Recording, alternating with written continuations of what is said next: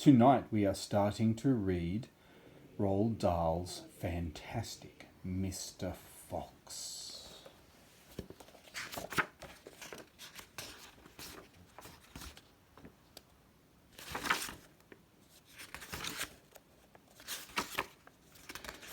Chapter 1, The Three Farmers. Down in the valley there were 3 farms. The owners of these farms had done very well. They were rich men. They were also nasty men. All 3 of them were about as nasty and mean as any men you could meet. Their names were Farmer Boggis, Farmer Bunce, and Farmer Bean. Boggis was a chicken farmer. He kept thousands of chickens. He was enormously fat. This was because he ate 3 boiled chickens smothered with dumplings every day for breakfast, lunch, and supper. There he is, enjoying his chickens. Bunce was a duck and goose farmer. He kept thousands of ducks and geese. He was a kind of pot-bellied dwarf. He was so short his chin would have been under water in the shallow end of any swimming pool in the world. His food was doughnuts and goose livers. He mashed the livers into a disgusting paste and then stuffed the paste into the doughnuts. This diet gave him a tummy ache and a beastly temper. Bean was a turkey and apple farmer. He kept thousands of turkeys in an orchard full of apple trees. He never ate any food at all. Instead, he drank gallons of strong cider, which he made from the apples in his orchard. He was as thin as a pencil and the cleverest of them all.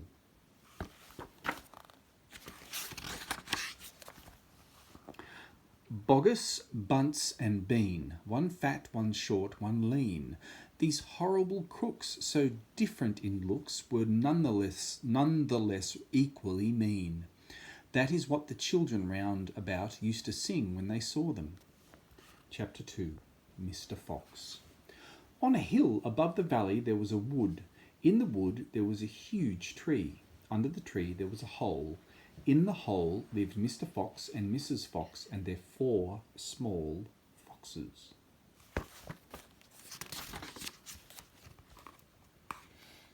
Every evening, as soon as it got dark, Mr. Fox would say to Mrs. Fox, "Well, my darling, what shall it be this time? A plump chicken from Boggis, a duck or a goose from Bunce, or a nice turkey from Bean?" And when Mrs. Fox had told him what she wanted, Mr. Fox would creep down into the valley in the darkness of the night and help himself. Boggis and Bunce and Bean knew very well what was going on, and it made them wild with rage. They were not men who liked to give anything away. Less still did they like anything to be stolen from them. So every single night each of them would take his shotgun and hide in a dark place somewhere on his own farm, hoping to catch the robber. But Mr. Fox was too clever for them. He always approached the farm with the wind blowing in his face.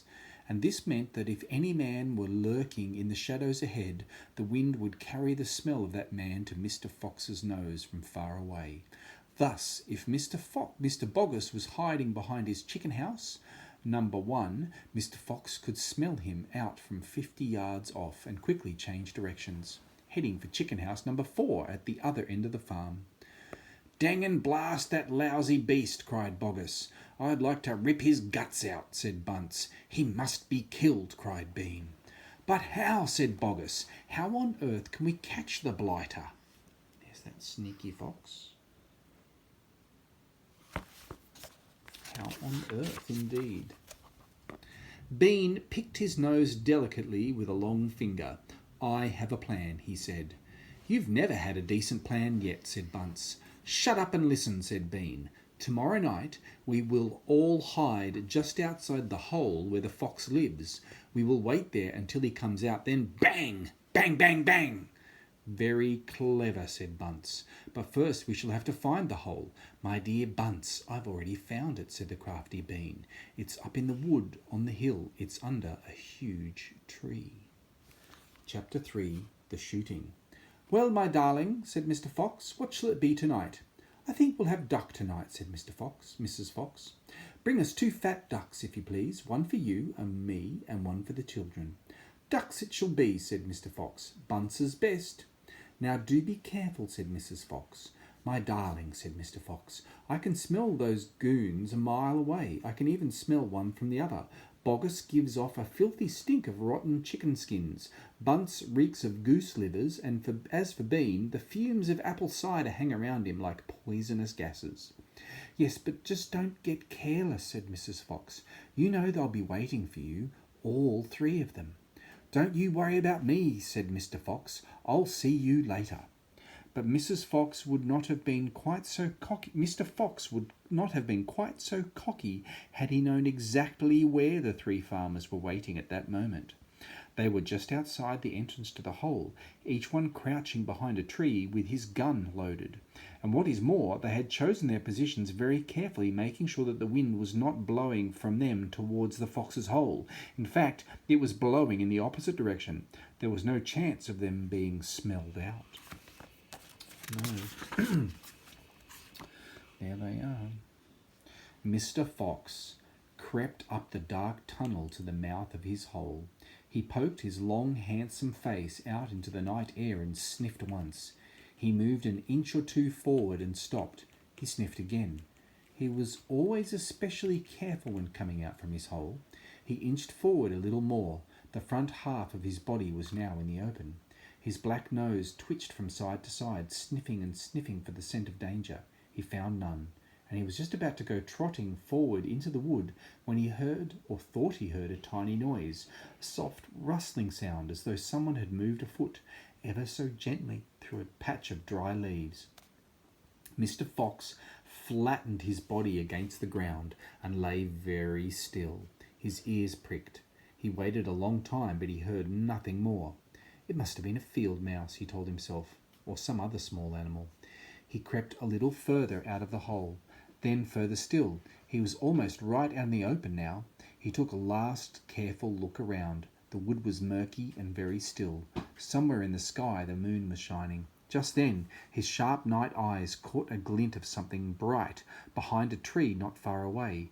It was a small silver speck of moonlight shining on a polished surface. Mr. Fox lay still, watching it. What on earth was it? Now it was moving. It was coming up and, great heavens, it was the barrel of a gun, quick as a whip.